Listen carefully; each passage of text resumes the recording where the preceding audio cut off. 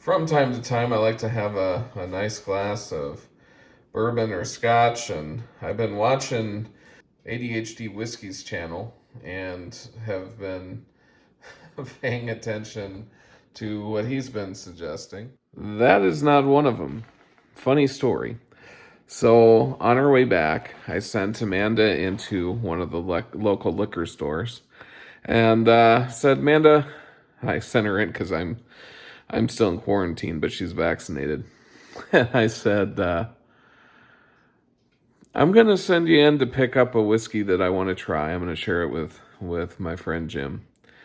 And it's one of these whiskeys that ADHD whiskey is suggesting. She's like, sure. And I'm like, you might be embarrassed to ask for it if you have to ask for it. And she's like, well, what is it? And I said, fighting. Hey, you can't say that. Get your mind out of the gutter, editor. That's not about anatomy, that's about an animal. I'm sorry, man, you can't say on national TV. Now you got me doing it.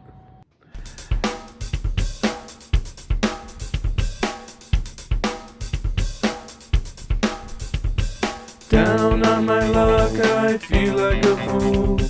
Can't shoot straight when I go shoot pool. Anyway, so she went in, looked around, couldn't find it. She asked for some help, found this young 20-something-year-old behind the counter and asked if they had any fighting. And no, didn't have to repeat it once, but like 14 times. And Amanda came out and was mortified that she didn't find it. So we went to another store. Didn't find it there either. So in a fit of panic, since I couldn't browse what they had, I tried to get Buffalo Trace, and she didn't see that either. We ended on Jim Beam's Devil Cut, and I don't know anything about it, but I thought the name was kind of interesting. So, since then, I've done some research on YouTube, and apparently Jim Beam has found a way to sweat the barrels and pull out some of the alcohol that's trapped in the actual oak barrels. And they add it to their normal Jim Beam. So I'm told that this is pretty smoky, maybe even has some peat flavor, so it might taste like a scotch. Don't know what to expect, kind of mixed reviews. We'll see what my opinion is. I'm just going to have a small glass and before I head back out to the work on the bikes. And if it's good, I'll share it with my friend Jim. And it is way better with a little bit of water. So for posterity, Amanda, and please don't leave any details out, what do you think about our choice of television shows over the last week that I've been binge watching? The Love Boat. It's groovy, man. It's groovy? Yeah. You glad we're watching it? Do I know? I don't. So on a scale of 0 to 10, where 0 is like a taco and 10 is like Limburger cheese, what's our cheese rating on this one? I got 5 or 6. Oh, so what's more cheesy than the Love Boat? Well, I don't know. More cheesy than Limburger cheese? Yeah. That's a 10. Oh, so 8 or 9. It's pretty cheesy. It ain't easy being cheesy. And this is a new tool for me. I just got this for Christmas. I'm pretty stoked to finally put it to use. Thanks, Mom and Dad. It is no secret that I love Asian food. So tonight we're doing our own Asia fusion, a bulgogi sauce with shredded beef, broccoli, carrots, green pepper, and onions, along with zucchini and stir fry. We're going to do those with lo mein noodles. So there it is in the pot. We're going to check to see if we have pea pods, because we think that would be an excellent mix. We've got the thick lo mein noodles in the pot. Now we've got some fat noodle lo mein. But we'll let it sit in here and fry a little bit. And we'll be set.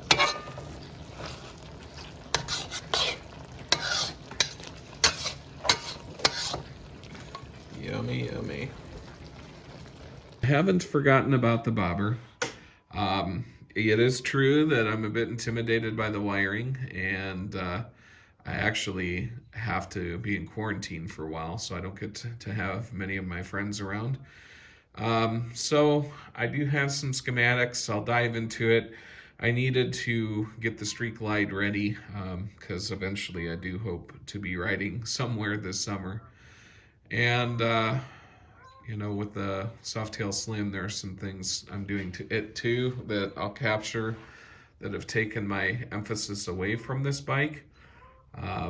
That said, as I showed, Andrea's doing great work on the tank. You know, we've got a sissy bar over in the corner that needs to go on the back end, but I just really want to get the wiring all done, prove that it will start up, get the tank back placed before we actually lift up the hind end, do the fender and the sissy bar, which after I've done those things, should finish the build. Well, tonight I managed to work a little bit on the lower fairing on the Street Glide, and I think it looks really nice. The assembly was actually a little bit better than the saddlebags. The fitment was the bear, and once I knew what to look for, it became a lot easier. I didn't have the bottom seated quite right, and I know in the videos I saw this gap and was looking for it on the bike and I didn't see it. It just kind of looks funny when the bike is tilted, and all of my woes were really stemming from the fact that I didn't have the bottom in the right position. But once I figured that out, all was well. I will also share that when I took the highway pegs off on this bike, the shackles that actually hold the pegs are shot. There was rust, and the screws that Harley puts on those shackles are pretty small. So if you are going to do this kind of upgrade to a Street Glide or change out your lower fairings, even like on an Ultra or something like that, just realize if you got highway pegs, you're going to want to remove them before you do the fitment. And when you do that, be prepared to buy new shackles. At least that was my experience, and they've been on this bike for maybe 3 years. Anyway, not really hard to do this surgery. It took 2 hours for the first one, and I'm not going to do the second one tonight just because it's getting dark and my lighting's not super great here. But I'll probably come out tomorrow and put the other one. I imagine only take me about an hour now that I know better what I'm doing. And as I'm sitting here thinking about it, you know, it's a lot of fun to see the work when it's done and to know that I did it.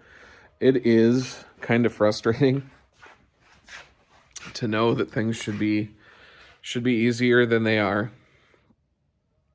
So don't be afraid to kind of fiddle with the bikes and with the placement on these things. When you're tightening multiple bolts, don't do them all at once. You know, kind of tighten it or loosen it in a star pattern. I've heard this numerous times, and it is a big difference. And you know, I guess I've grown to tremendously respect the work that my dad did over the years.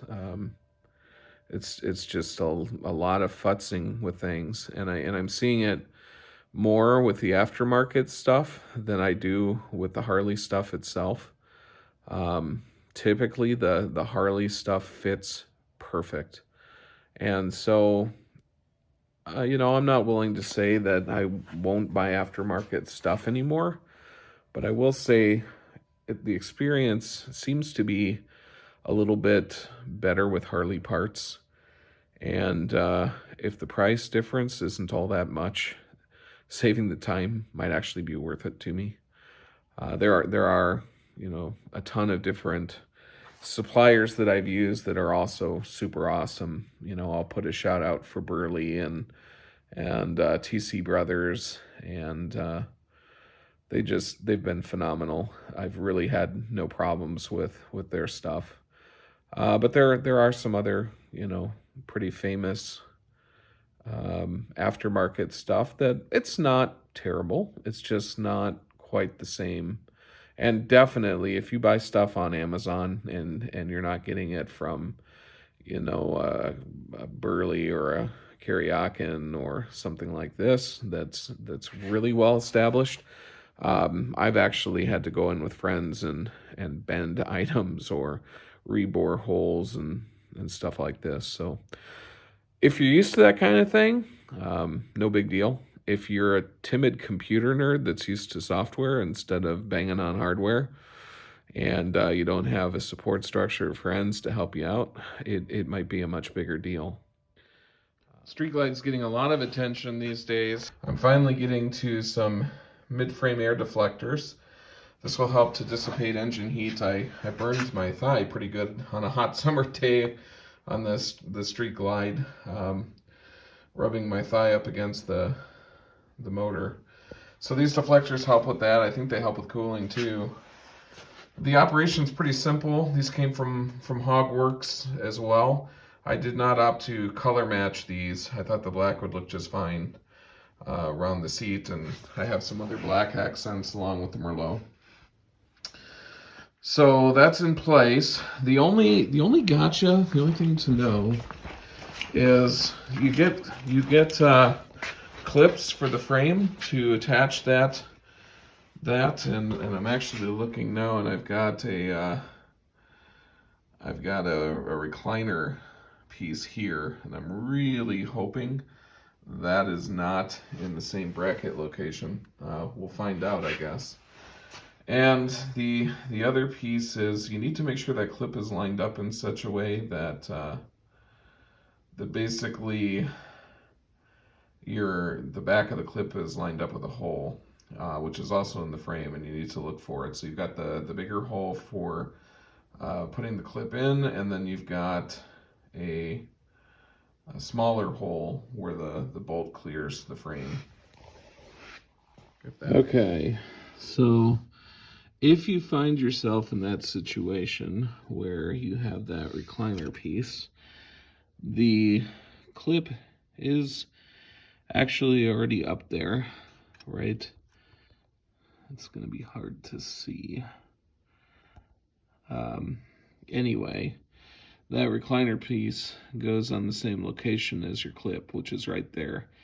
And the hole that I'm talking through is through the receiver.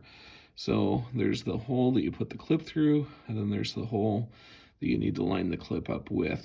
And so what I think I'm going to do is put the bottom nut through the frame, and line up everything on the air deflector, and then I'll put the recliner switch over it and tighten it down. And I think that'll be just fine.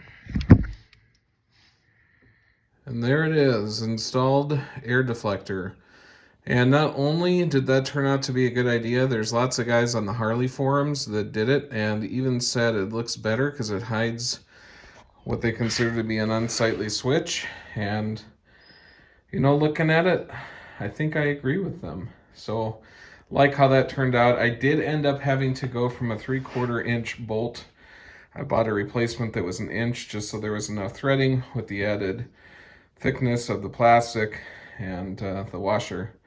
That extra 1/4 inch was necessary. And while we're at it, I am going and putting the highway pegs on. So I don't have terribly long legs. I thought about getting pullbacks. I didn't do it. And looking at the arrangement on the pegs, I probably should have put them coming back towards me as opposed to going away like that. So I may choose to rip that off and flip it over, which is a bummer, but I think I'll be more comfortable if I do it that way. I also snuck my saddlebag guard bags back on the bike, and it's looking pretty sharp, a little dusty. I think new footboards might be coming to match the Willie G embellishments, and all in all, I'm pretty happy with the turnout today. I wish I could have got those highway pegs on, but good things come to those who wait.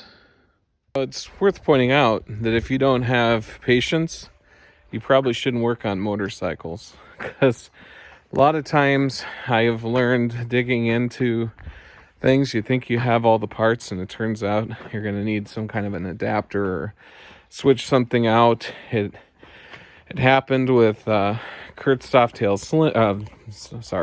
Deluxe. It's been an adventure looking for some sort of touring type capability on the Softail Slim. I think they don't make a bracket for a tool pack or a tour pack, so they do make a quick release sissy bar. And when I take trips on that bike, I think I might just put in the sissy bar and put on a rucksack. Goes with the style. I mean, the sissy bar not so much, because that's probably more of a 60s, 70s, maybe 50s at the earliest. But we want these bikes to be functional and pretty. So anyway, and it just seems like I'm always dinking with something. You all have been following, I'm sure, the 1200 build, and that's been an adventure of fabrication and so forth.